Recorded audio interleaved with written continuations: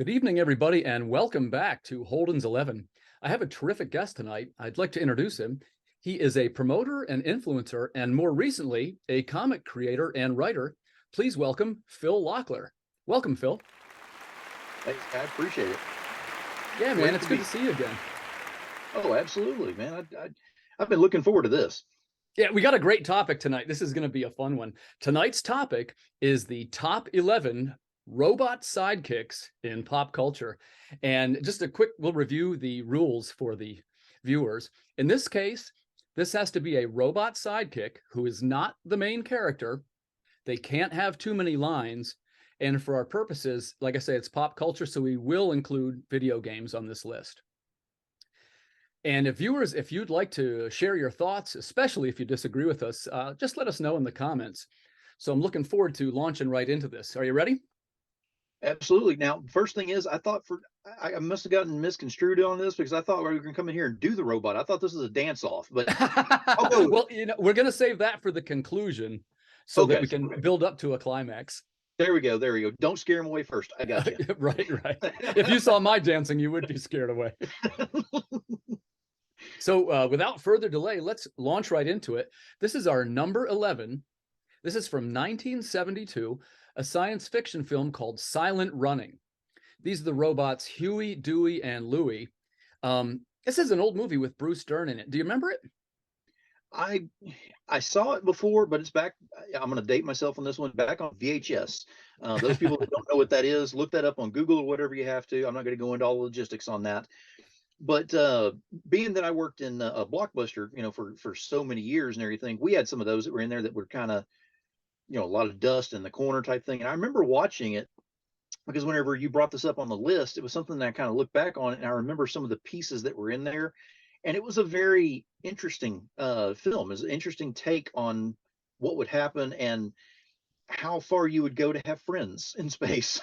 Exactly. And it's kind of still relevant today, right? Like it's like a climate destroyed Earth, and he's out in space trying to protect plants in a type of, it's like a solarium is what it is. And there's 3 robots that help him to take care of it. And what I thought was interesting when I was a kid, of course, I was very young when I first saw this one, but the 3 robots, the way they did the special effects, what they are is they're amputees in there, and the fellas are walking on their arms, and that was how they did the special effect.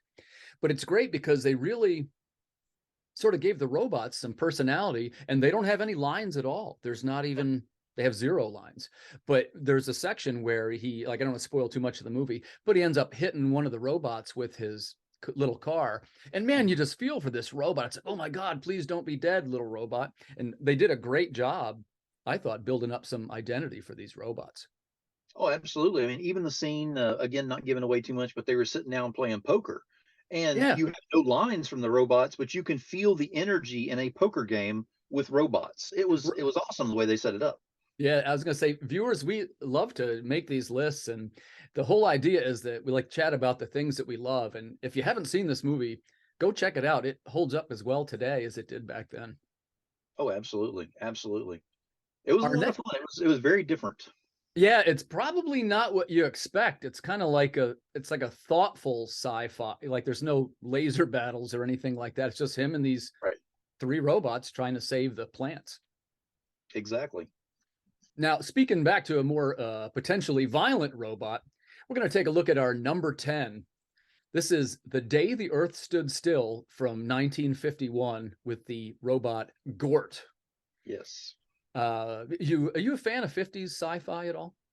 I am. I mean, there was some great stuff that was out there. I mean, War of the Worlds, yeah.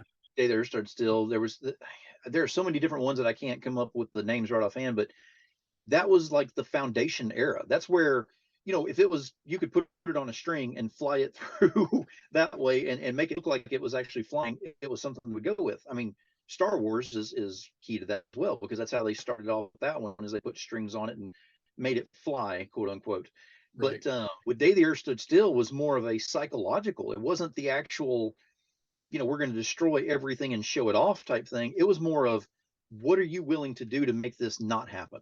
Right, exactly. And the reason why the robot goes on the attack if you remember, the alien comes out and he pulls out, they think it's a weapon, but it's a device that to give them knowledge to Earth and to help them understand alien languages. Of course, the army sees it and they immediately open fire on the alien, which is a Klaatu, right? And then, so of course, the robot sees Klaatu being attacked and he melts all the tanks with his I-beam, which for 1951, a pretty impressive special effects. Oh, absolutely. But I mean, you're talking about the same thing, the same time frame that like Godzilla and stuff too. So you can see the same style of cinematography being done with that, with the tanks, because they were toys, of course, that were getting blown up. Yeah. No actual military stuff was harmed in the making of this movie. I'm gonna put that out there. Right. And at its core, an anti-war movie, right? That's the kind of the Yes. whole theme of it. Yes. Well, it And was anti-war, but it was also, what does it mean to be human? Because that was the whole kicker in all of this, is that Klaatu was actually trying to learn how to be human, and in doing so, this robot was his protector. But how far are you willing to go to protect what's yours? right. There are so many different layers in this movie. Yeah, that was Michael Rennie, of course, playing Klaatu. And remember, he takes the helmet off and he looks like a human underneath. He didn't look like an alien. That was kind of the twist. And there was a remake of it too for a more modern audience, which was Keanu Reeves was in that one. Did you see that one? I did, absolutely. That one it's was not bad, right? I mean, they did the same thing, but of course they went with more action, because we have to have action nowadays to keep our attention. The psychological was still there. The special effects were much better. We're going to throw that out there right now. But it was still those where the robot was so overpowered, but sat there dormant. I mean, like, it could have destroyed the entire world with just a blink or type thing, but it was doing it systematically, and there was only one way to make that not happen. Not giving that spoiler away, you have to watch the movie, but there was a lot that was involved in there to that much power. And same thing with Gort, in the original, in the 50s one, so much power in there, but still stayed dormant until it was just to that point. So there's something to be said about the fact that there's a robot that's out there that has that much power and doesn't use it until it's necessary as well. That's something you don't see a lot in cinematography nowadays. You see the ones that go out there and they're just turned into destroy mode and just take on to everything. Right. There was a lot of a sense of restraint with these two powerful robots. Yes, very. And of course, with in both cases, neither robot had any lines, and still a very effective performance. Yep, exactly. This next pick maybe is a little controversial. I'll tell you why. This is our number 9. It's Codsworth from the game Fallout 4 from 2015.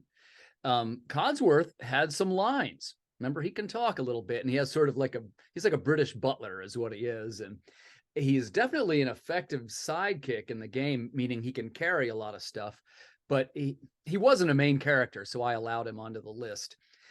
He's sort of like a floating circle with like arms and stuff that stick out. And if I remember, his power is, I think it was a flamethrower he had.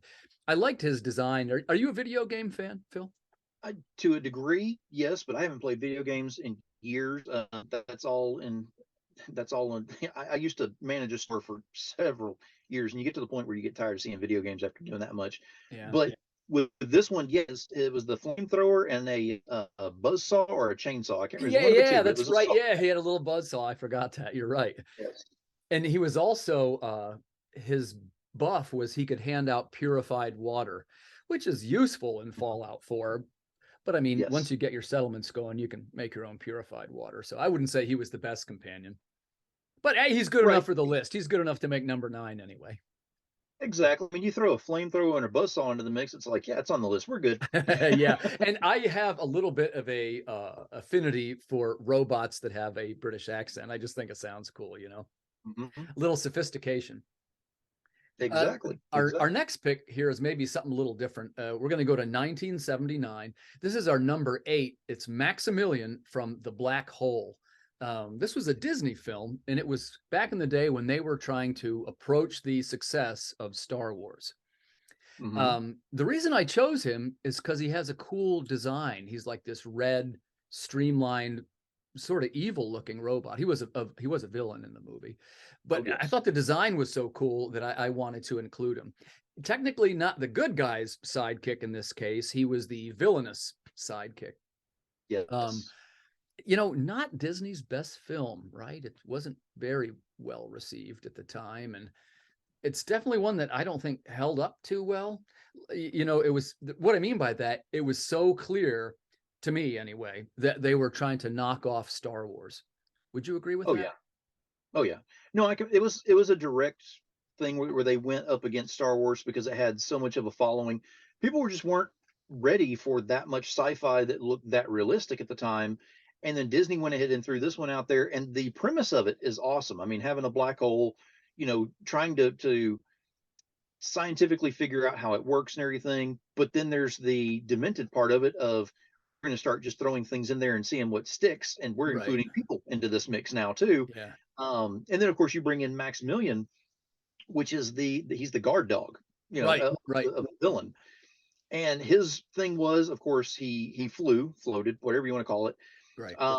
But the weapons that were on there, he had like a little laser torch looking thing. I think he had a couple of those, but all those bladed weapons. I mean, he looked like a blender that had gotten, turned to the dark side, is what it looked like on that. And but I'm gonna tell you right now, from my experience, whenever I watched this as a kid and everything, I got this whenever it was back on 45s on on records, and you could read the book and you had the 45. I I played remember the thing that. until it broke. I mean, I had so much fun because I enjoyed this character so much Yeah. Yeah. as a child. And then, of course, you look at it now and you're like, ooh, they could have done so much better. But as a child, that was something that really reached out to somebody because it was a different look and a different feel. I remember, you know, slightly off topic, but it goes with what you said. I can remember being a kid, and they used to have a thing called Power Records. And what it was, they were little comic books, and it came with a 45, and you could play the 45, and it was like an audio version Mhm. of what was in the book, and you could kind of learn to read. And my parents got me one, and it was the first Planet of the Apes, which, Yes. and I, man, to this day, I love Planet of the Apes, and it's probably because of that. Hmm. I Oh, know there yeah. was a man thing too, and I know there was some comic hero ones. I didn't have too many of the comic ones, which is odd because I loved comics. But yeah, Mhm. I learned to read that way. That's one of the ways I learned to read. Yeah. I mean, that was one of those things that helped. I mean, I had already started getting into that point, but it did assist because with some of the bigger words, especially when we were dealing with science like this. But I Mm. remember the Disney ones were the ones that were the main ones that were really putting it out in this series. And it wasn't just, the sci-fi stuff, but some of the other things they were putting out there. I mean, even with Bambi, you could really feel the emotion from the record playing while you're Yep. being through with it. So this really held to it with that. Right. And if I remember correctly, it wasn't even necessarily the guy just narrating it, but they like read their parts. You know, like Yes. it was like a radio show almost. Yes, exactly. And like when the spaceship crashed into the water, there was like you know, the sound effects and whatnot. They were pretty Yes. cool. I don't think there's too much like that today anymore. Maybe a book that comes with an MP3 or something. I don't know. I was never a record collector per se, but it is a cool hobby. I get why people do it. Oh yeah, absolutely. But it's definitely it's a character that I would love to see if they were to redo nowadays and see what they could come up with now with Oh today's yeah. technology and everything. But you'd have to be careful to stay true to it to a degree. You can't just completely surpass it because he is a foundation character in the sci-fi robot realm. Yeah. Because without him, you wouldn't have had some of the other ones that come up on our list as well. Yeah, I would agree with that. And it was really one of the best robot designs of the late 70s. And that's saying a lot because there were some good ones. There was a few that didn't make the list. We almost talked about Saturn 3. I don't know if you remember that one. It had Farrah Fawcett, Hmm. and they had a big sinister looking robot. Oh But yes. I didn't put him in because I felt like we already kind of represented that time frame by having the black hole. So that's the only reason why Saturn 3 didn't make the list. Oh Even though yeah. I love Farrah Fawcett, who doesn't, right? Oh, exactly. Exactly. But I will tell you, this next one is one of my favorite characters. And you could make the argument that this guy has some of the best lines, but he wasn't the main character, and he is part of a large ensemble cast. So I view him as a sidekick. Here I'm talking about this is Rogue One from 2016, K2SO. Hmm. And man, he's just a scene stealer, right? He has some of the best lines. Like he says, like when they come in and they shoot the other assassin robot that looks just like him, he says, "Did you know that wasn't me?" or something like that, right? Exactly. It's good stuff. And he also says they're getting ready to take off, and they realize for the first time that they joined the rebellion. And he turns and he says, "You're in the rebellion now." Yes. I'm probably messing the line up a little bit, but that's the gist of it. Oh no, that was definitely the line with that. And he did have some key lines on there. He definitely had the sarcasm, which I thought was great because anytime you Yeah, see a robot with sarcasm, it's almost like an oxymoron at that point. It's like you're looking at it going, he should be so sophisticated, he never makes a mistake, anything like that. But to have that sarcasm thrown in there and the emotion attached to it with that, it's yeah, awesome to see that. And of course, seeing him in Rogue One was huge. Just to point out as well, I don't know if you've seen it yet or not, but yeah. with the newer series that just came out, I, I just went blank on it too. With the new Star Wars series, Mm, uh, Andor. there you go, Andor. We actually see those version of robots. We don't see Yeah, him per se, but we see those version of robots out there. And again, they're very precise, very direct, and they yeah. only speak on the directives that they've been programmed into and everything. So to see this particular K2SO and see the way he reacts in Rogue One was very cool because he actually had character development within the teams that he was in. Right. And but since you brought it up, I loved Andor. I thought it was great. And I know some of the people sort of ragged on it because it moved at a slower pace, which it's a series, of course, not a Right? movie. But I liked the slower pace and I liked that it Oh, was yeah, like a spy thriller. It was exactly. something different and it was still Star Wars. And And to incidentally, kind of go off of what you're saying on there, the biggest complaint that most people had is it's not a Star Wars series because we're not seeing lightsabers. And it's like, okay, but right, there is that whole element of dark side versus light side, and it's not always about the lightsabers. Sometimes it's about that clandestine stuff that's going on, and yeah. that series really portrayed that very well. I thought so too. And like I said, there was a little bit of that, or quite a bit, I guess, in Rogue One. They were sort of like the Yes. underground guerrilla team. And, of course, we're talking about what 7 years ago now, but to me, Rogue One holds up great. Oh yeah. It's one of my favorite Star Wars films. And Yes. I'm not a hater or anything. I know some people really blast the prequels and this and that. I went and saw all of them just because in general, if something is Star Wars, you've already got about a 90% chance I'm going to like it, right? I'm a Right. big nerd when it comes to Star Wars. But Rogue One, man, right up there. I think that's one of the best ones. And the Alan Tudyk, I guess, was Mhm. K2SO. You talk about a Yes. voice actor who just nailed that performance. He killed it, right? And I would think that when you talk about, like, I don't want to give away too many spoilers, but I guess we got the 7 year statute of limitations on that movie. So K2SO gets blasted, at the end, and what an emotional moment. Yes. He Yeah, really it carried was. it. It was. And that was again due to that character development that they built throughout the movie. Is you got to where you had a tie directly to him as well as you did the other characters that were in there. I would say human, but not necessarily because they're from different areas and all that kind of stuff. But they have the other characteristics like that. So to have something metallic that you lean into as much as, if not more, than some of the main characters that are showing up on there, that was pretty awesome how they set that up. Yeah, yeah, it was a great job. So the next entry on our list, Phil, is a little bit of an oddball. And this was actually recommended to me by a friend. And I was like, he's right. This is a character by the name of Tick Tock, and Mhm. it's from the movie Return to Oz from 1985. Mhm. And first off, what an odd movie, right? Oh It's yes. it's kind of like, even if you're a fan of Wizard of Oz, you might not like this one because it's definitely a darker take, Yes. and the characters are scarier, and Yes. it's weird, right? It's like, if you watch Wizard of Oz, it's fantastic and it's a fantasy setting, but it all kind of makes sense. But like, Mhm. if you watch Return to Oz, it's kind of surreal almost, and it almost doesn't even make that much sense. Right. But the reason why I included it is I thought this was cool in the writing, especially the first time when L. Frank Baum wrote the book. I guess it was one of the first times that the word robot was used. It was like 1925 or something. And I Right. don't think they can claim that they were the very first time, but Mhm. in 1925, people were not using the word robot. And even Exactly. back then, there was other words like automaton. Like, it took a while for the word robot to catch on in the English language. First off, did you see that movie? Yes, I did. Yeah. And it was What did also you think? What did you think of it? well, it was also during the time frame of Labyrinth had come out and had Oh such a yeah, huge following, and of course that's using all of the puppets and all that kind of thing. So it had that feel to it as well. The right, Dark Crystal, same thing. right. So they were kind of going for that. but using the name Oz and putting it in there, you got a different perception of what you were going into before you got there. And I did the Right. same thing. I was like, oh, cool, we're going back to Oz. And I was like, oh, I never want to go back there again. Yeah, and even and by the way, I like darker movies. This is not Tim ragging on it, but Right. like if you went in expecting an Oz movie, you got something different for your ticket, man. It was like, wait, what are these guys doing? And it's definitely a scarier film. Yes. And um I don't think it was really aimed at kids as much as the first one. No, no, definitely not. Yeah. And with TikTok's character was very, how do I put it?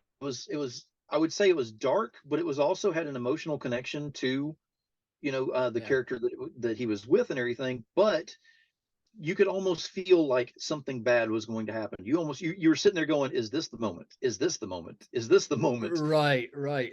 It And was just like a looming, dark cloud over him, and it's just like, okay, I feel for the guy. I don't know what's going to happen to him, when it's going to happen to him. I almost want to just cut this off and finish watching right now, not to see it, but you have to see it. I mean, it's like train wreck. You have to see what happens at the end.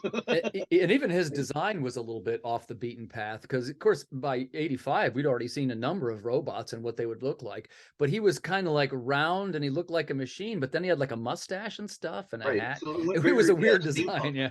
Yeah, very steampunk Yeah. on it. Very steampunk. I would agree with that, actually. Which, of course, 85, steampunk wasn't even really quite a thing yet. Exactly. So maybe you could prove that that movie was ahead of its time. Oh yeah, I would say so. I would definitely say so. This is one that you and I talked about backstage, Phil, and this is we're going to go back now a couple of years, but I think this is one that most people will know. This is our number 5. This is the Jetsons from 1962, Yeah. and they had a robot made by the name of Rosie. Hmm. Remember Rosie? Oh yes, I do. I Yeah. definitely do. Now I Now have a she, big gripe to get out real quick because we're talking about Jetsons. They were talking about the year 2020 is when the Jetsons was going on, for the show, and they had flying cars. Where's yeah. our flying cars? Where's our jetpacks? Yeah, I buy that. And I will say, I guess we're not too far away from having a No. robot made. You could have your Roomba and you can have your AI running your house and your smart home and your doorbell. And we use Alexa here pretty regular all the time for everything. I wake up in the morning and I say, Alexa, what's the weather today? Alexa, play some Volbeat. Alexa, what's my appointments this week? And she's kind of like, well, I'm cooking breakfast. She's my assistant. Mm-hmm. And I will say, not a very good one. The AI for Alexa is not as good as, say, Siri. So AI has a long way to go. Hey, Oh since it yes. came up organically, Phil, what's your thought on AI generated art and or writing? Are you aware of this controversy? Ooh, oh, very, very aware. Um, the main thing that I got to say is do the work. I mean, don't sit up there if you're gonna generate something, if you're gonna do something that's your own, is one thing. But the fact that AI is actually stealing from artists that are out there and using their art, and then all of a sudden someone comes up there and says, "I have an idea about let's do a robot made," and all of a sudden it looks exactly like Like Rosie, and they Rosie. go, Yep. "That's mine. I just did Yeah. that one because I did it through AI art," and it's like, no, no, you didn't. So I have very strong feelings toward this because I know so many artists that are out there that they get credit for what they do, and they do it because they have the passion in the work that they do. Right. AI does not give you the same amount of passion that's in by any means, for one thing, and for another, to steal anyone's work or anything like that, that's still stealing. Whether you're a robot or a program or a human, it's all the same. It shouldn't be differentialized on there at all. Yeah. So that's how I feel about that. I'm the same way. And a lot of people say things like, well, it's a tool to do this, or it's a tool to do that's like anything, you're using the tool. I will tell you, I'm against it. And the Mhm. reason why is a lot of things are tools, and that doesn't bother me at all. But when you're talking about AI, you're talking about a tool that can do millions of calculations per second. It is more than just a tool. And it'll Exactly. quickly take the place of all the tools if we let it. Right. And I've got a horse in this race. And let me tell you what I mean by that. This just happened to me about 3 days ago. The way this works, and by the way, if I have this wrong, viewers, please tell me in the comments. But the way these AI generators work, they scrub for images, it's called, and it can go through hundreds of thousands of images much faster than Google, and it'll calculate and extrapolate these results based on the source material that it found. And Yes. I got a message the other day from a writer friend of mine. His name's Ben Krieger, gave me a heads up. He's like, Tim, are you aware of this? Anyway, in short, I write a book. It's called Water Wars 2288. It's pretty well received. We've done a bunch of Kickstarters, and we've got, 5 issues now, or 6, something like that. And it's even got a spin-off.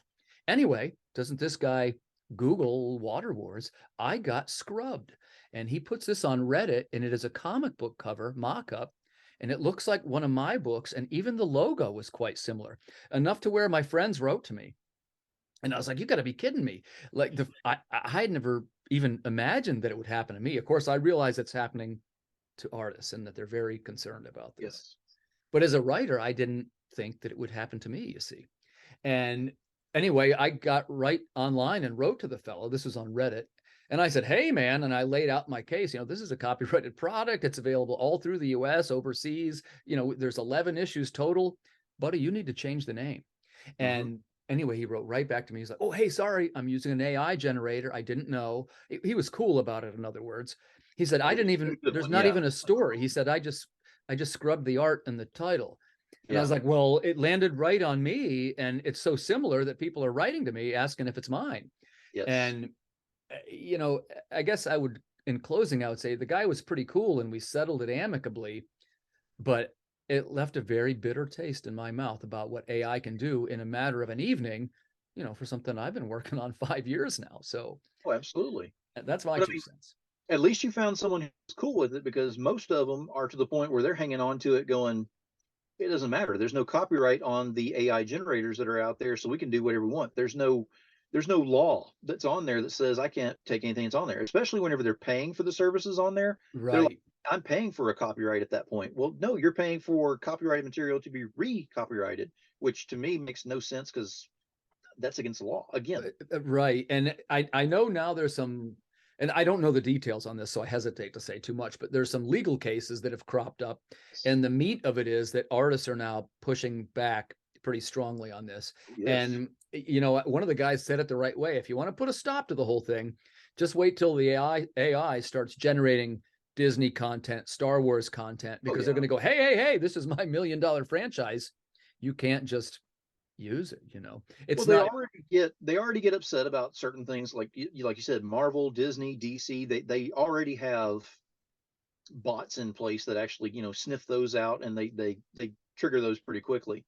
But you're talking about, like, if you get someone like Todd McFarlane, if something of his gets popped for Spawn or something like that, and then he goes after him, that'll be the end of it right there. Because not only will he won't stop right there with just one person. He'll be like, nope, I've had enough of this, and go ahead and just flatten it out, because he's got enough of a voice out there to go ahead and make sure it does happen. The problem is, though, is how many artists are hurting in the process. So the biggest thing that I can say on this is, instead of ending something with a negative, we kind of putting it out there type thing, end it with a positive, saying support your artists, support your creators, Right. especially the indies, because those that are working out there and putting the passion into what they're doing and doing the work, those are the ones you need to support, not the ones who sit there and go, I wrote a book. Well, how long did it take you? Well, it took me about 2 hours. I did it on AI. Right. Yeah. And by the way, I kind of wanted to see for myself how this thing works. And I use the one called Chat GPT, the AI writing tool. And the reason why it came up for us is, students are now using this to forge their papers in school. And my son made me aware of this one. And I said, hey, well, let's try it. And I'm telling you, it churned the whole thing out. And it was a little over 60 seconds. And right. And it wasn't, by the way, I wish I said, oh, it was really good. And I was nervous about it. It was very simple and very derivative.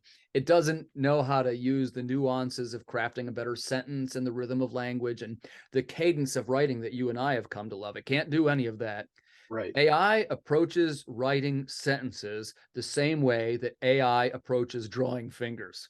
Oh, yes. Yeah. So exactly. It is not quite there yet, but it's not impossible to imagine a day when you'd say, write something like Hemingway, and it'll use those sentences for the example. So exactly.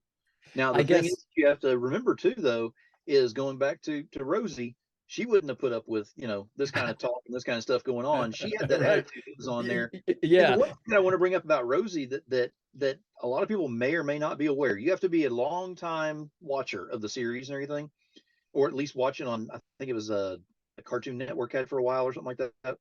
Yeah. But he was the cheap version that Judy Jetson could afford. So Right. She had to buy the base this was not a model. Yeah. high-end robot. Exactly. So she Sure. actually had some flaws and some quirks, but overall she fit into the family so well that she became a family member. In fact, I think there was even an episode where they adopted her, if I'm not mistaken, if I remember correctly.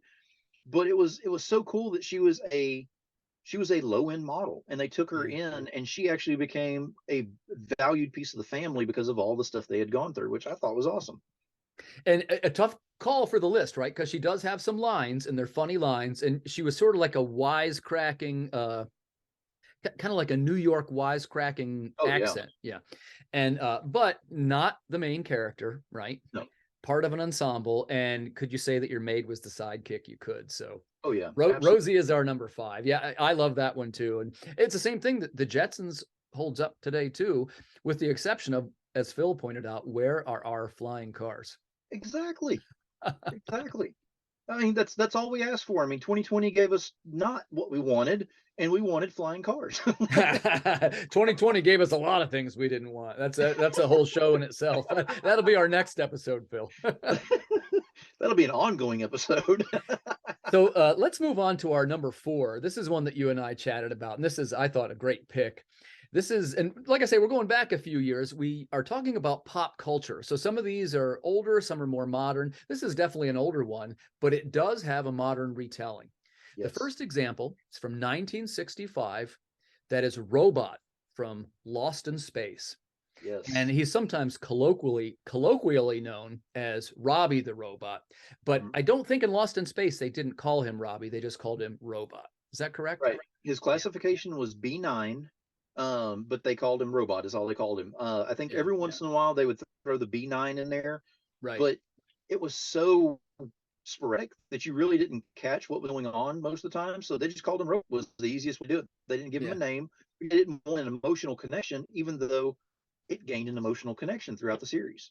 Yeah. And I tell you, when I was a boy watching that show, I was very attached to Robot. And, it's one of the, and by the way, he did have lines. He would always say, danger. Yes. That was such a, and I mean, when he said danger, you knew the show was about to take an Oh yeah. interesting turn. And I will share my unpopular opinion with you. Not everybody's going to agree with this, but I think Lost in Space was a better show than Star Trek. It's a pretty bold statement, huh? That is actually, I would say I'm pretty close to you on that one, but Yeah. that's just because Star Trek was ahead of its time. Star Trek was Yes, ahead of its time. It was a show but for smart people, is what it was. exactly, And exactly. They went way too far over on the whole, we're going to make you so smart that you can't be smart, then you think you're smarter than smart. I mean, it was way out there. yeah, Whereas with Lost in Space, you felt the connection of we're going to make it home. yeah, Okay, we're in a whole different dimension or whatever area now. And I mean, it would go through this and that and the other, and you would think that you're finally going to make it, and you would get that connection to where you're like, we are finally going to make it home, not them. right, At this right. point, you're like, okay, you're staring at the TV, going, "We're doing this, right? We're doing this." And I hate to use the expression dumbed down, Hmm. but so I would say it's more accessible. Like, in this case, most people were little kids when they were watching this show, and it was easier to understand and follow the adventures of the Hmm. Robinson family. When I would Yes. go to watch Star Trek, it was very what I call highbrow, and there was a lot of concepts I didn't quite understand Right. as a young kid. And like they had some great ones. There was the one with the Gorn where they were fighting, Oh and yeah. the one where the alien turned out to be like a boy, and he was playing with his toys. But Hmm. it was in my limited knowledge of sci-fi as a little kid watching that on the reruns, it wasn't exciting to me. And I saw a review one time. It was on Comic Book Men, that show, if you remember it. Oh And the yeah. guy he said something to the effect, he said, I didn't like Star Wars either, or excuse me, I didn't like Star Trek either. Somebody get out a ray gun or something. This is boring. But I mean, and I agree with you on the fact that it was dumbed down a little bit. However, you got to think about the doctor. because whenever he got to talking on there, you kind Yeah. of sat back going, I need a dictionary. I got to keep up with what he's saying on here. But it also created to where, as you're watching this thing, you wanted to go ahead and have something there to go ahead and figure out, what he was talking about. You didn't want to just let it pass you by. At that time, you're like, he said something that was really smart and they really took it a certain way on there. I want to know exactly what he said. And Yeah. they really pushed on that issue, but not to the point where it made it where you couldn't enjoy the show. Yeah. And of course, I should also point out too, now that I'm grown, I appreciate the scripting and all the great concepts of Star Trek and how it promoted the peace between peoples. And it was the first to have the, interracial cast. And like, there's so many great things. But of course, when I was little, I just didn't understand that. It was just too much for me. And I would even say, like, even Spock, now that I get it, oh, he was an alien, and like I get it all now. But of course, when I was 7 or 8, that was all lost on me. Oh yeah, exactly. Now And to go back to the actual to robot himself, with the robot that was on there, he was programmed for safety is pretty much all that he was programmed for. And then of course, watching over what was the name? Was it Robbie? What was his name? The boy. Will. Will. I'm sorry, Will. Okay. Yeah. So watching over Will was the big thing Yeah. because it actually had these things in there to where it could actually sense danger well Right. before it actually hit, which I thought was actually really cool because if it's right up there in your face, how do you protect him at that time? You can't get there fast enough. And of course, he's on tank tracks trying to move around, which doesn't Which move very was fast awesome. anyway. Yeah. Oh yeah, it was completely awesome, but there was no speed to it, which was fine because whenever he actually had enough time and enough warning that would come across there, it was great. And as soon as he started flailing those robot arms around and danger Right. robots, danger, Warning. danger, Warning. Yeah. exactly.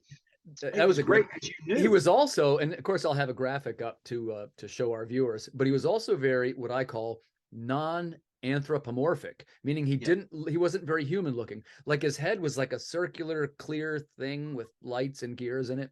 And when I was a kid, I was like, wow, that is just so cool. And for speaking for myself personally, I love sci-fi now, and I write sci-fi, and these are all things that have influenced me. And mhm, I realized that most of my influences came from these years. Like, I guess the best way to say it is when you're not quite old enough to understand it all yet, it makes much more of an impact on you somehow.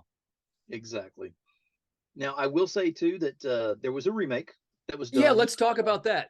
several This is years back on Netflix. Netflix. Yes, on Netflix had the Lost in Space series that was on there. For one thing, again, it's another one of those that wasn't accepted very well because they made a few changes to it, and some people don't like changes. But What whenever you was look at I don't something, remember what were the changes. I did watch the show. I remember enjoying it, but well, one of the big what were the things was, of changes? course, the doctor was a female in this one, which, Oh, okay, gotcha. as far as I'm concerned, I don't care. I mean, she Yeah, played her role very that well in didn't there. bother me. Yeah.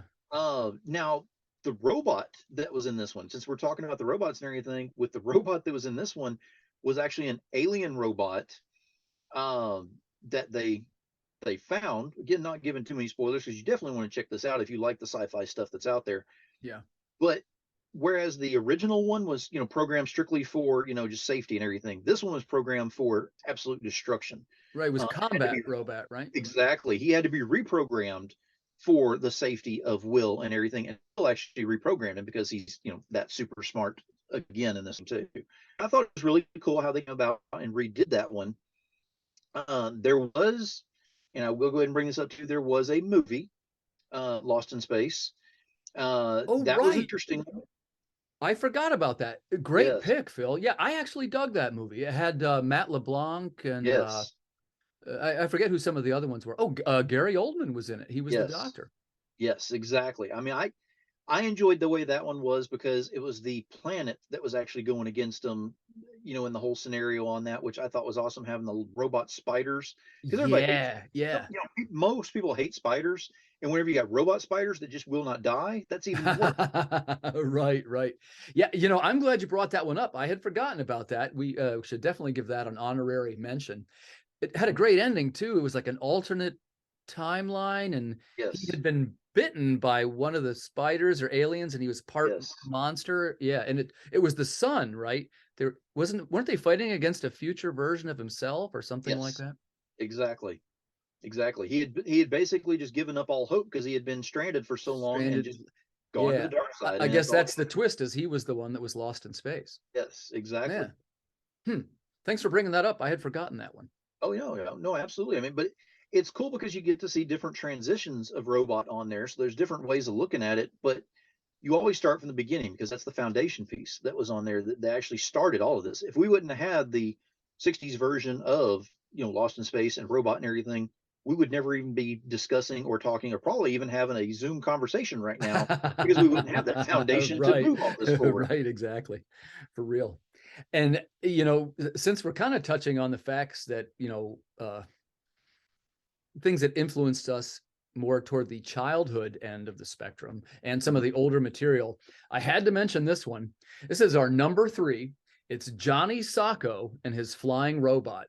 This is from Yes, 1967. And boy, he's one that holds up today. He's still in the fan groups. Are you a fan of some of the older Japanese stuff? I am definitely. Whenever, of course, Godzilla is one that grabs you and pulls you in for one thing, but Sure. Ultraman, I Yeah. remember seeing that a few times in the theater, Hmm. which I thought was just the most awesome thing in the world at the time because it's kind of like whenever you saw the Avengers for the first time and you get to see your heroes take on a form. Ultraman was the same way. Like they had already had a few books and things like that you could get. There was even a few comics, but to actually see him on screen, and it was the cheesiest acting in the world, but to a kid was the most awesome thing to It's see amazing. that take form. And Johnny Sacco and his flying robot are the same way on there, Right. but it also, think about it this way, it led directly to what became of the Power Rangers. Whenever you really think Oh, about it, if you correct. had Yeah. had this one, you would never have Power Rangers. Correct. I 100% agree. And I'll tell you that, and by the way, great choice on Ultraman. He would be on the list himself because he doesn't really have lines, Yeah, but he was the main. but he's the main character, right? Not really a sidekick. Whereas Johnny Sacco, remember, he could call his giant robot with like his watch, right? Wasn't his Yes, watch used to call him? And I yes, can remember being a kid, and this is why I always joke about how kids don't have the firmest grasp on reality when they get excited by things. And I can remember pestering my parents for one of these watches. The yes, reason being, I wanted a flying robot sidekick. And exactly. I was so disappointed when they pointed out to me, well, this is just a TV show. That's a man in a costume. He's not really a giant robot. And I mean, it might have been 6 or, I was a little kid, but I'm telling you, Phil, that's what I wanted. I wanted my watch to summon look at Johnny Sacco has one. I want one. Exactly. I mean, I'm gonna tell you right now, I've got the Samsung smartwatch, and I've been looking for that app ever since I got it, and I can't find that robot, so The I'm button still to looking. summon him. Yeah. But yeah, I agree with you about the evolution of the Japanese shows. And by the way, some of them have been really good. And I've been a Godzilla fan throughout the years too, and Mecha Godzilla and all that stuff. And, last night I'm trying to turn my son onto some older material because we overlooked some of it. And he Mhm. had never seen the original King Kong from 1933. And that's Oh, on HBO Max right now. So we watched a little bit of nice. that. But what a great pick, man. Johnny Sacco and his flying robot. They have Facebook groups and, t-shirts and all kinds of merch. Yeah. Like people love the flying robot. So he's still Oh, yeah. around. And it has almost the same premise as Power Rangers do whenever you look at it, because their main villain would actually summon other giant size villains to go up against this robot. That sounds exactly like what they do in Power Rangers now, with a different twist on the storyline. Of course, they're not plagiarizing it, but if they never had this again with the foundation on there, they never would have had that coming out afterwards. So it's definitely something that it gave you the feeling of what would happen if we were to take it to this level, and it got a following, and it had somewhat of a following then because of course only the people who had the TVs and could watch at that time, because again we're going back to a time whenever people may or may not have had TVs. I know there was a time back then. Just Right, right. have to And look it up on aren't the Google, whatever first you gotta do. couple, I think the first couple seasons are in black and white. Yes, absolutely. Yeah. But I Hmm. mean, it was very cool to see how that goes, and then the cult following later on, like you talk about now, having all of these groups and all this merchandise, geared toward it and everything. Whenever we're talking about something that's that old and still has that much of a following and still growing, that's awesome. Hmm. Yeah, I agree with your assessment. Yeah, it's And it's definitely something that holds to it. And robot sidekicks, man, there's always something about them that sort of captures a place in our hearts, right? And Oh yeah. in our initial list, I had forgotten this one, and Phil actually brought this up to me backstage, and I was like, wait, what? It was actually better than the pick that we had, and more list accurate. And here Oh, I'm talking about our number 2. This is from Buck Rogers in the 25th century. That came out in 1979. The robot was called Tweaky. mm-hmm. And he was voiced by Mel Blanc, who was a famous voice actor at the time. He did Bugs Bunny and Daffy Duck and a lot of these famous characters. But Tweaky sort of spoke with sound effects. He Yes. did have lines. He did have a couple of lines. I guess you'd say he had like can you duplicate it, Phil? The whole bitty bitty bitty bitty. Yeah, that Yeah, one. yeah. Yeah, that's him. And the main thing that he would say is, "We're in trouble, Buck." Beady, beady, beady, Oh yeah. beady. Oh yeah. They were always in trouble. They were in trouble every week. But memorable design, and he was a great sidekick. Oh And yeah. he can be on the list too, because definitely not a main character. Oh no, absolutely. And he wasn't, I mean, for a robot, he wasn't powerful. I mean, the biggest thing that he could be is he was actually more of a for lack of better terms, a pain, and almost literally, because he had these clamping hands Yeah, his hands were that he would go clamps, over right? there and pinch people and get their It's true. attention so that Buck can come over there and punch him, and everything was good. Yeah. But it was awesome how they took something that was that small and that you know had no power, had no nothing like that, and would make him where he would be a distraction at times, or he would say something that would be out of character at times on there. I remember there was a time whenever they actually had a swap between Buck Rogers and Tweaky, swapped between their minds, which I thought was an awesome episode because it was the first time we ever got to see an android style robot at that time, because Buck Rogers always had something to say because he was very sarcastic and very mouthy, Right. and Tweaky was able to be that way but was still limited. It was almost like he was only allowed to say so much as a robot, whereas Buck Rogers would only answer in one or two word sentences, which was awesome because you never got to hear him talk that little in an episode until that one. Right, right. Yeah, I agree with that too. And now, admittedly, that's one of the series that doesn't necessarily hold up too well. The 70s were an odd time for television. And, again, what we're seeing here is some of these shows were trying to mimic the success of Star Wars, and with very limited results. And I know people are fans of Buck Rogers. He's one that, for me, and I'm going to ask your opinion then, Phil, but for me, somehow I never became a Buck Rogers fan because he was either the generation before me, or in this case, the generation after me, probably. Because I think that once you liked Star Wars, you probably not too many people would say, "Oh yeah, Buck Rogers was great," because it was, like you said, it was a little corny, right? It was almost kind of cartoony, the villains and so forth. Right. And I definitely agree with you on that. Of course, it was right during the time with Battlestar Galactica, and I was Right. a huge fan of Battlestar Galactica just Right. because of the Yeah, that was, storyline and the power involved in the storytelling on there. And yeah. so to see something that was lighthearted but still had a good story to it, and honestly, the first season, whenever he actually got knocked out of regular Earth's dimension and put into a whole different thing, and he's all the way in the 25th century because he got time traveled, and there's a lot more to it than that, trust me, but you have to watch it to get all the logistics on there. But Yeah. that first season was integral because they were really digging into the whole what happened, how did it happen, where am I, what's going on, who am I going to align with. He's a loner at this point, doesn't know what he's doing, and so it really settled well. And all of a sudden they decided to go more seasons after that, and it was like, okay, we're just going to go into a kind of a comedy It skit was where a it all little, yeah, it was a lies. little funnier, sort of. Yeah, I agree. Right. I liked the show, but you brought up a good point, which is it was almost at the same time as Battlestar Galactica, the first one, which was noticeably well written, and it Oh had yes. very expensive special effects. Oh And yes. and of course there was the 13 colonies, and they were trying to find Earth. It's all around probably the better show. Oh yeah. Oh, definitely, definitely. But it definitely had a following for a while, and I think people realized that it was out there. I believe it was USA Network or something like that had done a huge run on it where they ran the entire series for like 2 years. They ran it through and just kept, running it through it late at night or something. And it got a little more of a following again. The problem is they weren't consistent with it, and they've never done anything else with it. There's never been a remake. There's never been a movie. There's never been anything else done with it except for the original series, which means it's kind of just catching dust and kind of going away. If they Yeah. redid something, I can see they'd breathe new life into it, maybe. Great point. I was going to say that because, sometimes people have described Buck Rogers. He's a little bit like Indiana Jones in space. Hmm. And I would say that he is ripe for a reboot. I don't know who owns the rights to Buck Rogers, but you could see where if they would, redo it with like a compelling lead and, great characters and a great script, I think people would come back around to it. Oh yeah, no, I completely agree. I mean, it's the same people that had, and I can see it in my mind, the company, because it was at the end of every single episode.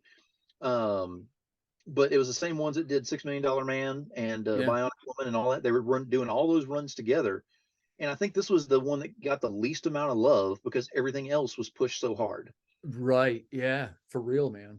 And even like if you would be talking about when this series was new in 1979, well, at that Mhm. point, all the people that were Buck Rogers fans would have been old. They would have been too old for it. And the people who were coming to it new, well, they'd already seen Star Wars, and Buck Rogers was not sophisticated enough. Exactly, Yeah. exactly. No, I completely agree on that. And Well, leading into, going from there and going into Star Wars, that's a night and day difference, because you can't say that this thing is anywhere close to Star Wars, because Star Wars is the epic, series that's out there. It's granted yeah. it's a movie, but it's still the series because it's an entire story that's being torn apart into different pieces.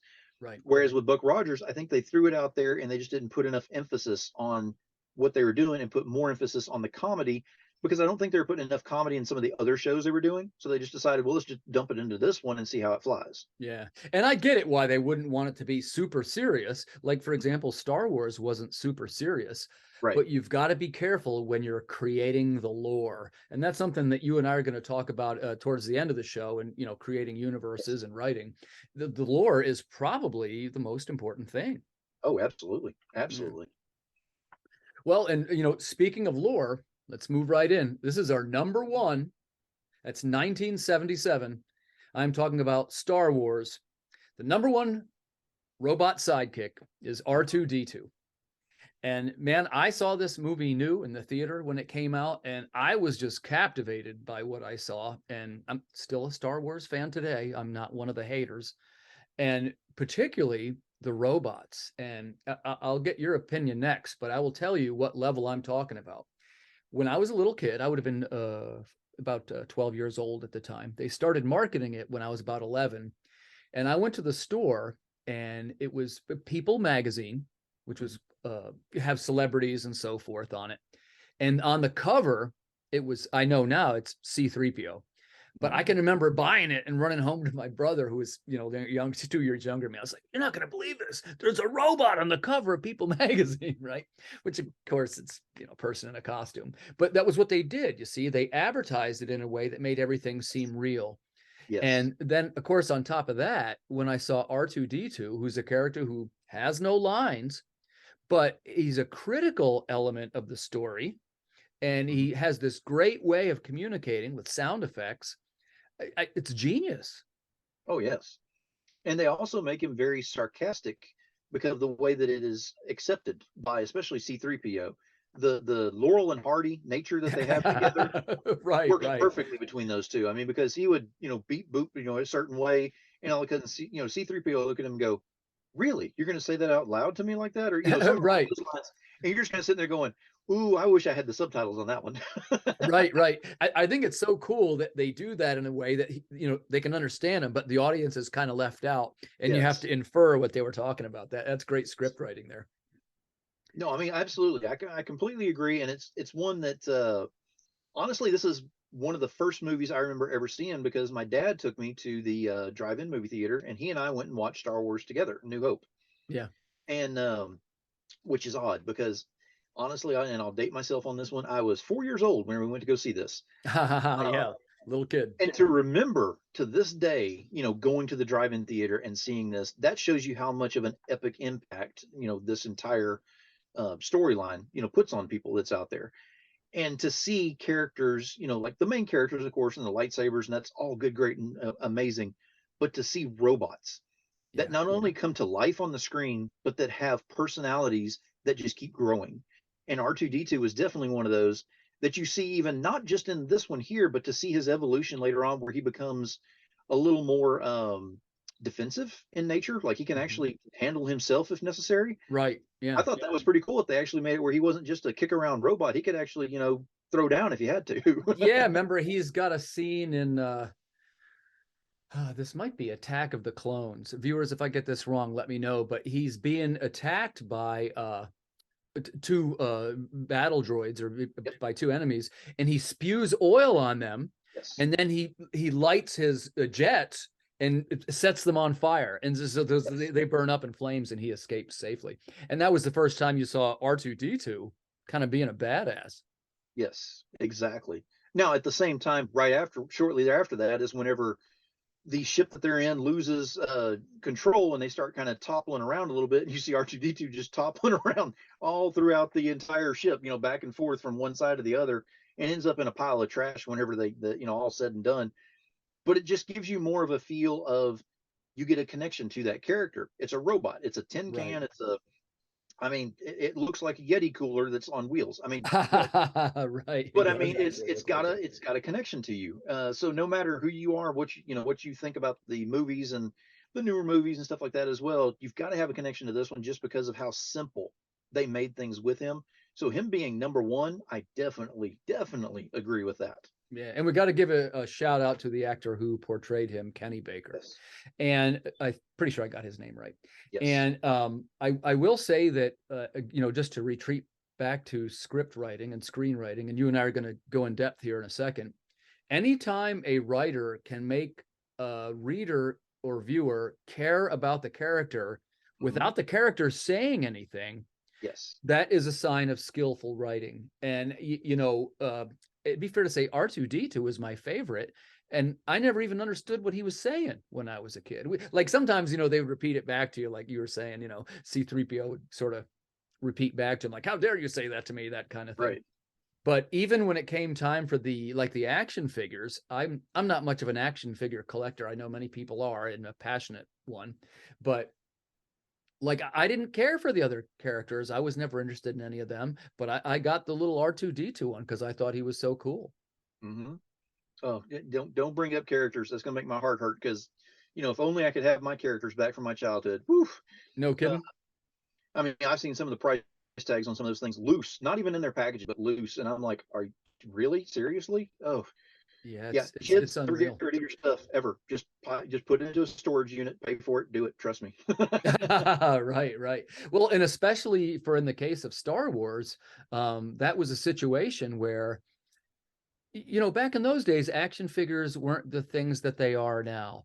Nope. And what I mean by that, when you see somebody with an action figure from this, the Star Wars set, let's say from 77, 78, that's a rare item because Yes. people would have thrown them away. They didn't have any value and people Right. didn't collect them. It wasn't a thing. Whereas now it's a full blown hobby and you can, spend hundreds of thousands of dollars a year on action figures if you want to, which is a Exactly. plus. Look, I love action figures too. Yeah, no, I'm a little bit more of a comic collector myself. Most people know that about me. But I would say I've been saying to my son, that might be kind of fun to get into. Like I like action figures. I've never fully embraced in it. Are you still into it today at all? I would say yes. The problem is that once you get back into that hole, it's hard to get out of there. Right, right, right.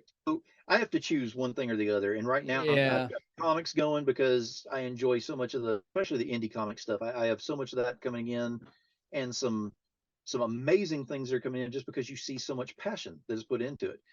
So I prefer going into the comics than I do the collector's items because, like I said, once you go into that black hole, Maximilian is not going to let you out. Just throwing that out there. Nice reference. Nice reference. Yeah, I'm 100% with you. And by the way, we're going to segue into your writing next, Phil. So get ready. When I started making books, I quickly realized that, because especially in my case, comics, the prices were skyrocketing. Hmm. But I now spend all my spare money on pages. I'm what they call a page maker.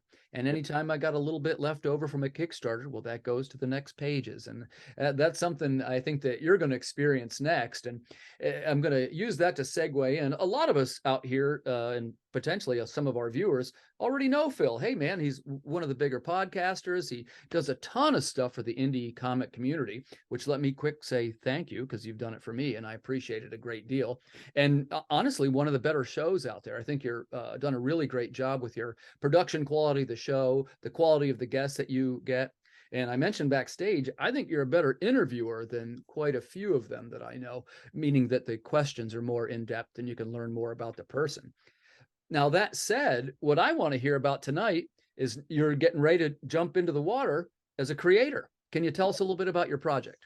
Yes. So for one thing, this has been, for lack of better terms, and I've already got it trademarked and everything, but hell of us, you know, it's hell of a show. It's been a hell of a ride going through all of this. And honestly, every single guest that I have on there, there is no kind of, you know, master plan where I've had everyone on there for a purpose or anything like that. But I take bits and pieces of everything that I'm learning, different ones that are on there, and try to think about things in a different way. And I finally decided, you know what? I'm not getting any younger. I actually want to have a physical copy of my work in my hands at some point. That is my overall goal. Now, to have extra money to make other ones, yes, absolutely. I would love to do that. But to have that first one in my hands will actually set me on the path to know that I did it and I'm going to be happy with it. So what has happened is I have partnered with Tim Ingram. He writes Hell Players is his main IP that he does. He and I are co-writing a comic that we're doing right now. The name of the comic is Voices in the Dark, Darke, just like Dark Enterprises that you see behind me. Yeah, right. This is going to be an interesting setup on here. Not to give too much away, but it's not taking a lot of thought process to think outside of the wheelhouse, because it's all about a host that is an online show that's doing on there, but he is interviewing members of the supernatural that are out there, whether it be mediums, vampires, demons, sirens. We've got all kinds of things that are in the plans on this. Right now, it is slated for a 13-issue series. Just because we love the number 13. The number 13, right. Exactly. It works well for what we're doing as well, and we already have it kind of planned out through that. Tim and I both worked on the first issue together. I have issues 2 and 3. I will be writing myself. Issue 2 is already completed, so I've already got that under my belt that I actually completed that one. And then we're moving forward. The really cool thing is about this, and dealing with building your characters and going through all of this, you have to think outside of the wheelhouse. You have to think, it's been done before. I've had this guest on here, this guest, you know, same kind of concept type thing. I don't want to look like I'm plagiarizing anything. How do I change it? How do I make it different? How do I make it where it stands out? Right. Our series is going to have not only, like we just talked about on there, but it's also going to have the Twilight Zone feel, where it's going to include the audience at times. We will be breaking that fourth wall, which is nice. Awesome whenever we do that. Yeah, that's fun. And it's going to have meaning whenever it happens. So I'm telling you right now, when you support this, not if, because we're going with when. When you support this, definitely keep track of those fourth wall breaks that are on there, because they will be important throughout future issues. We're doing that on purpose. We want to make sure that not only are we getting somebody who's going to look at it going, issue 1 was cool, I'll give it a shot. Not real sure I'm going to jump on issue 2. We want those people who can get on there and go, I've got to get it. Issues? I'm doing 13 issues. I'm good with that. Yeah. Because we want to show you that you're getting your value out of that whenever you read it, because we want it to have a feel that not only are you going to read it the first time and go through it and go, that was pretty interesting, you want to go back through it and figure out where things went a different direction. We're trying to kind of push things a little bit harder than they normally would, and we're changing perspectives on things as well. It's going to get very interesting once we get in past issue 3. I have been enjoying this immensely. I'm not going to lie to you now. I am terrified beyond terrified to be doing this. And if I said that I wasn't terrified, you'd know I'd be lying about everything that I'm saying right now anyway. Sure. But the support that I've gotten so far in just the background of certain people that know about this and everything has been awesome. My co-writer has been absolutely awesome.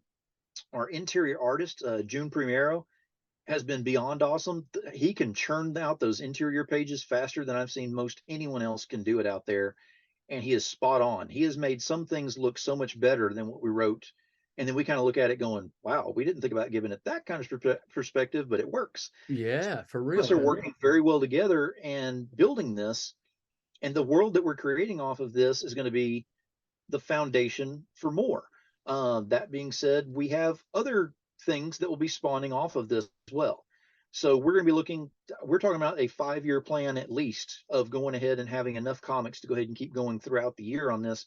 Right now, as it stands, we're looking at 2 to 3 comics coming out on crowdfunding per year. And then we'll go from there, of course. But we want to be comfortable in doing this and not oversaturate and under deliver. We want to make Right. sure Yeah. everything Yeah. is out the way it should be. I 100% understand that one. Can I ask you, as a writer, who would you say some of your influences are? Whew, you're gonna make me go there. I have got so many influences on things. I mean, there have been I'm trying to think of some of the names directly on here. J Photos has been a good one that I've followed quite closely, and Okay. I've got quite a bit of his stuff. I love the horror artwork that he does in general, but as a creator and as a writer, he's got a very unique way to go ahead and grasp that horror community that's out there. We don't want to make this an absolute horror series, but we want to have that feel to it as well. So I definitely use that on there. Um, I'm going to say it right now, Travis Gibb. Oh yeah. He has definitely put some things out there that have gone outside of his wheelhouse. I still can't believe how many different IPs he's put out there, and he's able to go ahead and control each one and have different ongoing ideas. To me, that's awesome, and I like to give him all the props for doing that. So I try to take bits and pieces from there and get some ideas for doing some things that way. Um, Yeah, Other than Travis is a that, good guy. I know Travis. He's oh yeah, he does a lot for the indie community, and by the way, he does a nice show too. That Thursday night Creator Hangout, yes, which that's a great group to get involved with. And man, you can learn the ins and outs of crowdfunding and all kinds of things. Matter of fact, I am fortunate enough to I got a short story being published with Travis in the new oh Tales from the nice. Collective. Yeah, it's next month, I guess it comes out.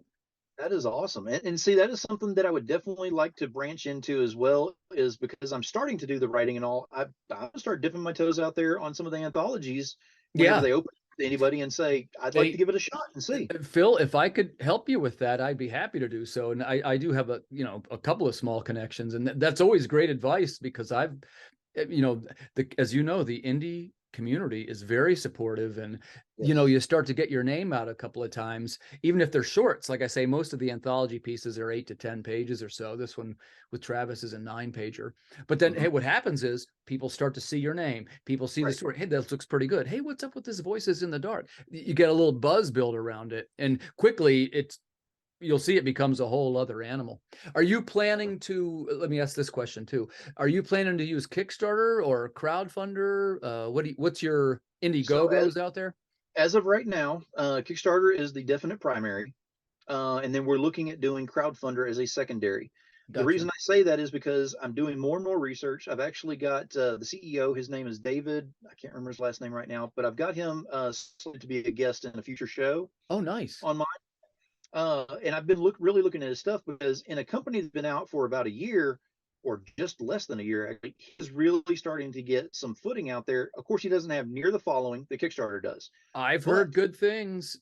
I've heard right, good he has a things. very dedicated following to, if you're doing board games, if you're doing comics, if you're doing, art, he has all that on there and not the other frills that Kickstarter has, all that other Right, stuff. So it's very right. focused on what's on there.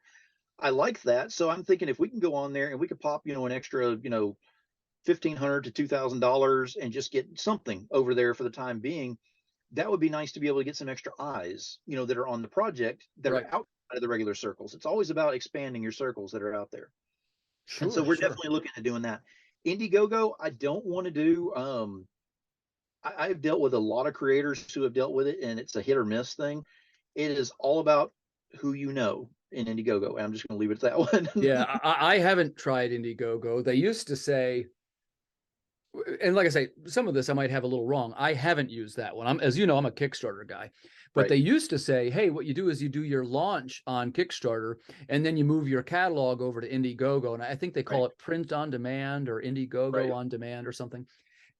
But a couple of people rave about how good it is. But then some people said, hey, you kind of lose steam because if Right. you're not a launch on Indiegogo, they don't promote it as much. So Right. yeah, so I'm all ears. I try to get everybody's feedback. I want to try some new stuff this year too, but I've heard good things about Crowdfunder. Hmm. I know Yeah. at least one. I know at least one person that has used it. Yeah, we're Uh, definitely looking at that. And then we also want to look at another one of my future guests that's coming up is Global Comics, because we're looking at going oh, ahead and sure. starting to put digitals over there, because I Yeah, like the fact that you have a digital library that's available at any given time, and it doesn't have to be just one particular IP. I love that. yeah, yeah. And man, digital. It's funny. I talked to a number of guests, and we always say the same thing. Well, I kind of prefer the real comic, but you're going to find out quick. There's tons of digital buyers. So if you got some special things for digital folks, they turn up to buy it. And that's my biggest segment now on the Kickstarter campaigns is digital. Yes. But I mean, the So main thing is in all of this is I don't want anybody to think that I'm trying to retire off of doing comics. Plus, nobody really retires off of doing comics, because if you think you're coming in here to be a millionaire, you're yeah, going into it for the wrong reasons in the first right, place.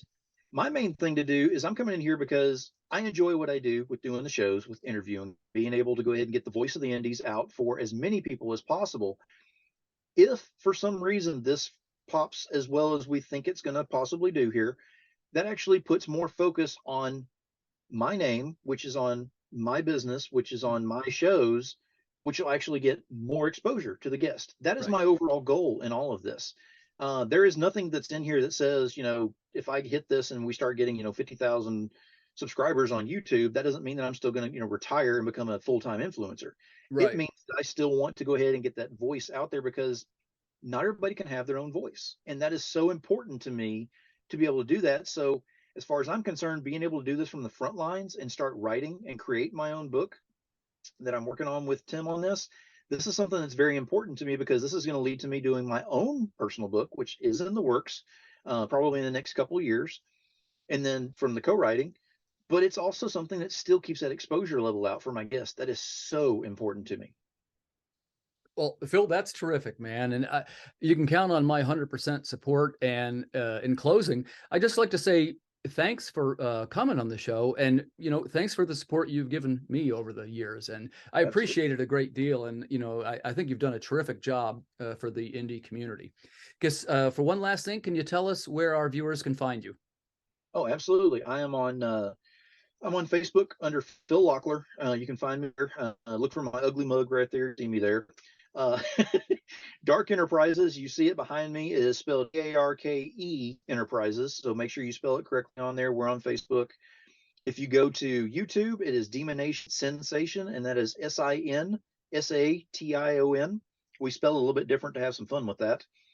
And then on Twitter, we are Dark Market, DARKE Market, over there on Twitter. We are very active on all these different things that are over there. And if you're interested in being a future guest on the show or want to go ahead and chat about that, simply reach out to me. Let me know. I have no problem in going ahead and seeing what we have set up. 9 times out of 10, I am usually scheduled a month or two in advance, but sometimes I can make some exceptions depending upon what's going on with it. So just reach out to me and let me know. We'll get you out there. We'll figure out something. Okay, and viewers, I gotta say, or other creators, if you're watching, Phil does a terrific interview, so take him up on his offer. To our viewers, I want to say thanks again for tuning in. Phil, this was a fun episode. I knew we were going to enjoy this. Oh, So yes. I'm going to put the links up in the description, and you'll see some at the bottom of the screen where you can find Phil's work and to follow along. And I just want to say thanks, everybody, for tuning in to Holden's 11. It's a pleasure to see you. Thanks so much, and have a great night.